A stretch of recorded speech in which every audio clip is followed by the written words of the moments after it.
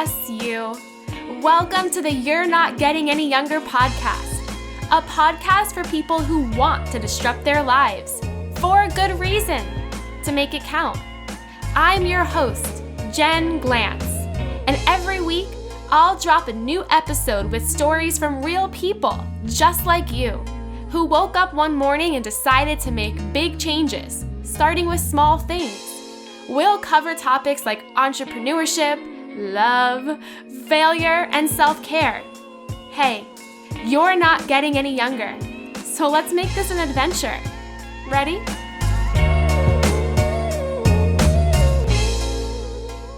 One of the biggest things I'm working on this new year is getting better with managing my time and my to-do list. Lately, I'll be honest with you, I have found myself clocking out of work at like 10:30 p.m., which is way past my bedtime. I'm an 8 p.m.er. When I look at why that's happening, it's always because I am not as organized as I need to be.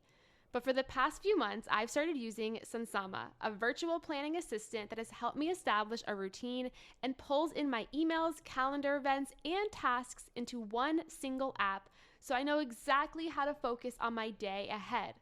I have been super happy with this platform. I just feel like less of a mess on a daily basis. If you're feeling that way, give it a try and plan your day in Sunsama. Click the link below and check it out. Hey, any youngers, it's me, your host, Jen Glantz, back with another episode of the You're Not Getting Any Younger podcast. I feel like I haven't recorded an episode in so long. I am so excited to be back behind the microphone. I think for right now, I'm going to reduce the frequency of this podcast to just twice a month. If you are so mad about that and you're like, Jen, I need this every single week, just let me know. Hop into my DMs at Jen Glantz or send me an email at jenglantz.com. I love hearing from you. If you want a pick-me-up every single week, I don't send out a Monday email. I send one out every single week. If you're not on that list, get on it. It is pretty awesome. I love writing it. It's like my pride and joy. mondaypickmeup.com, http://mondaypickmeup.com. There's no www in it, by the way. But check it out. It's my Monday newsletter. I've been sending it out for 8 years. It's jam-packed with a lot of good stuff. I can't believe I'm a minute into this podcast and I haven't wished you a happy New Year.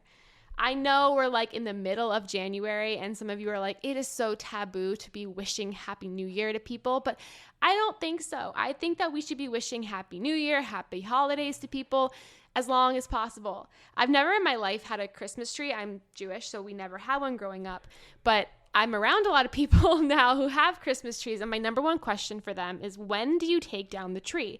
It's just so fascinating to me that people will have their Christmas trees and then they like have them for 2 or 3 weeks and then take them down January 1st. I'm just like, what are you thinking? Why don't you keep it until February or March? And I know a lot of their answers are like, Jen, that is like so taboo. People will judge you for that. But even so, if something is beautiful, if something makes you feel good, if something brings joy in your life and the lives of other people, why toss it out? Which is why, if I see you, I will be wishing you a Happy New Year, probably until July. Right now, we're still hearing all the quotes, new year, new you, but honestly, new year, understand the old you. If who you were last year haunts you this year, good. Be glad that it does. We don't get a fresh start just because it's a new year. We all know by now that life is not so simple and it's certainly not so kind.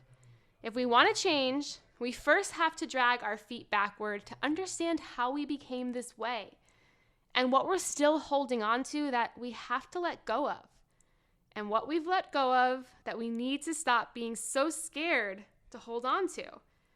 Be honest with me, like really, really honest. When is the last time you looked at your beautiful mess of a self in the mirror and said, what's the biggest lie I tell myself? What's the biggest fear I'm letting control my entire life? I think the biggest lie that I tell myself is that I'm not going to be able to do it again. You know, I've gotten to do a lot of the things that were on my huge bucket list, like write a book and start a business. And doing it once, you're like a one-hit wonder, right? But doing it again sometimes feels harder than doing it the first time. And the biggest lie I tell myself is that nobody wants another thing from me. Nobody wants another book. They're going to reject me again. And it's such a lie because I can't prove that unless I at least try.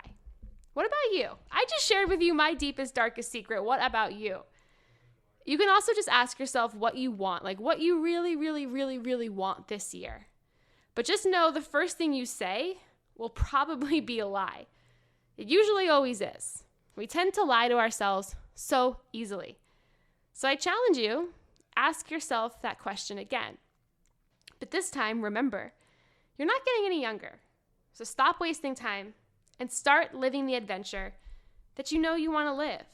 This New Year's Eve was a pretty chill one. A couple of my friends in the neighborhood and Goofy, we went to a local restaurant. We had dinner there. And then at like 10 p.m., the restaurant shut down and it became like a dance floor with the DJ. And it was fun. Goofy lasted till 11 p.m. and then Adam ran home, dropped her off, and came back.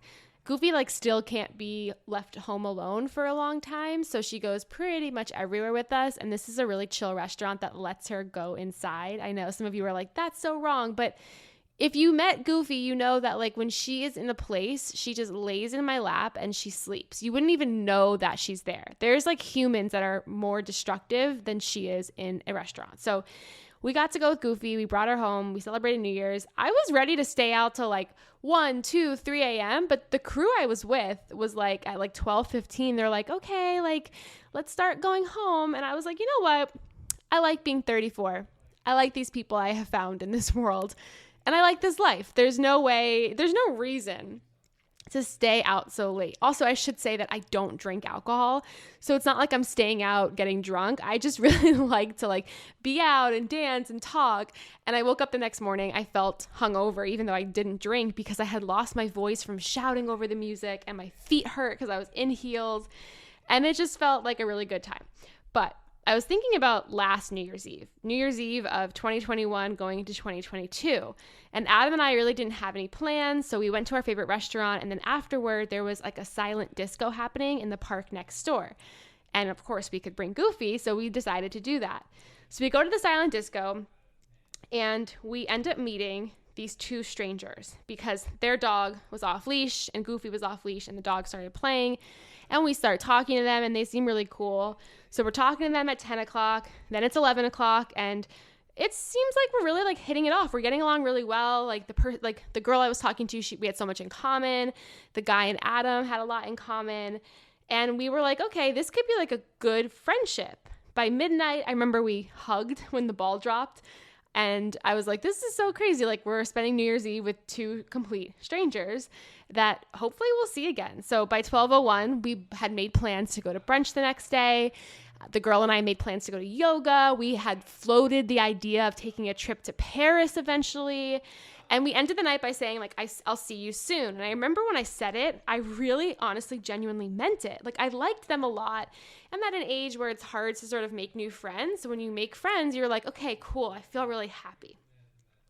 But the next day I woke up and I realized I didn't know their names. I didn't have their phone numbers. I didn't know where they lived. This was the park next door to our house. So I assumed they lived in the neighborhood, but I'd never seen them before. I'd never seen their dog before. And I honestly wondered if I would ever see them again. It reminded me how that story is so much like the promises, the strange and crazy promises that we all plan on New Year's Eve, when we don't actually have a plan for. We're too excited. We're too passionate for that. And then we wake up sometime in January, usually around this week, and we feel hungover about our lives, our new year. It's okay to think about all of the ways you want to change between now and the end of 2023, but go easy on yourself, go slow. Ignore all the hype around new year, new you, hustle, hustle, hustle. Anyway, I ran into those strangers in the middle of July. It was so awkward. We tried to avoid making eye contact. I tried to walk by them and not say hello. It honestly felt as awkward as running into that New Year's resolution list that you barely remember that you made, that's stuck in your desk drawer, that you see in like July of the year.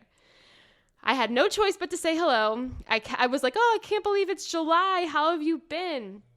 And after 20 seconds, we both went on with our lives as if none of it mattered, as if that New Year's Eve friendship never happened. Because you know what?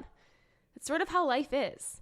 Nothing we promise too far in advance when our head in the cloud ever really works out. So go easy on the hype around the new year. Enjoy what you have right now in the middle of January, and change when you're ready. But above all else, live like you get another year alive. Promise yourself one thing, maybe two, and that's it. Happy New Year, my friends. I don't care that it's the middle of January. Until next time, all my love, Jen Glantz. Hey you! Thank you for listening to the You're Not Getting Any Younger podcast.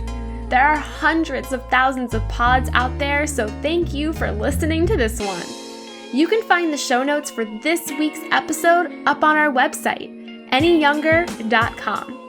Subscribe, rate, and review the You're Not Getting Any Younger podcast on iTunes so that other ears around the world can listen too. Oh, and join our secret You're Not Getting Any Younger Facebook group, where over 1,000 people are talking about how to disrupt their lives, for good reason, to make it count. Until next week, all my love, Jen Glantz.